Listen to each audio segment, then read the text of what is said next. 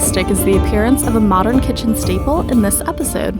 How might you rid yourself of a striga according to Polish and Slavic folklore?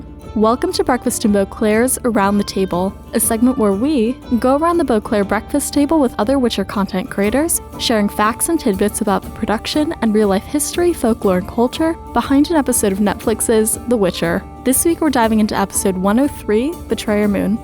Hey, this is Cyprian from Berlin. One detail that really struck me was the body covered in salt Geralt and Triss inspect in this episode.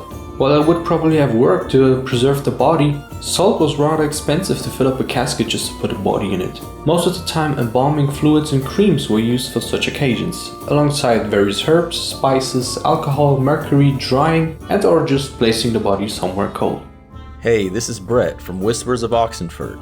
Okay, who wants to learn about incest and inbreeding? The Habsburgs is, and I say is because they are still around, one of the most well-known noble dynasties in Europe. They ruled numerous countries from the 15th century through World War I. So now that the niceties are out of the way, let's get to why I primarily remember them.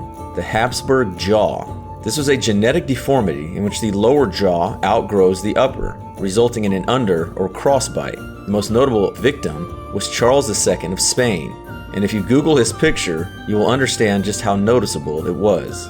Hey, it's Lars from Witcherflix. Did you know that the scenes taking place outside of King Foltest's old palace were shot at Kreuzenstein Castle near Vienna in Austria? Foltest's palace and Kreuzenstein Castle share a similar history, at least kind of. The origins of Kreuzenstein Castle date back to the 12th century. It was destroyed during the 30 Years' War, when the castle was conquered by the Swedish, who blew up big parts of it in 1645. Just like Foltest, who abandoned his old palace and built a new one in Vizima, Kreuzenstein Castle was rebuilt in an entirely different style of architecture over 200 years later. Whether a striga was the actual reason for the Swedish to destroy the original castle is lost in history.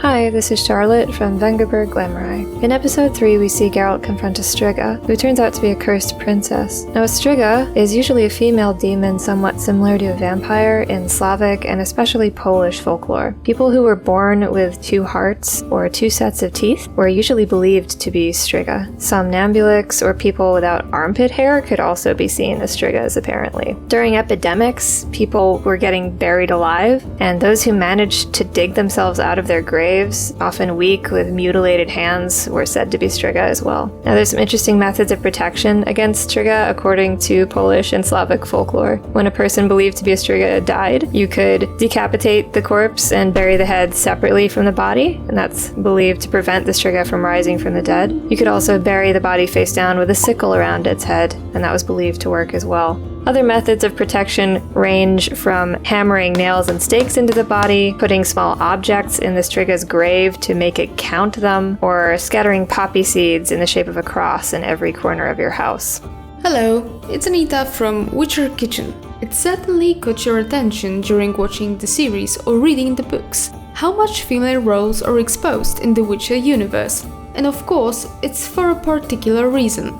Although Geralt at first glance is the main character, Sapkowski also wanted to feature leading woman roles. When female characters appear, their role is to break stereotypes and their stories are presented in a bold and unconventional way.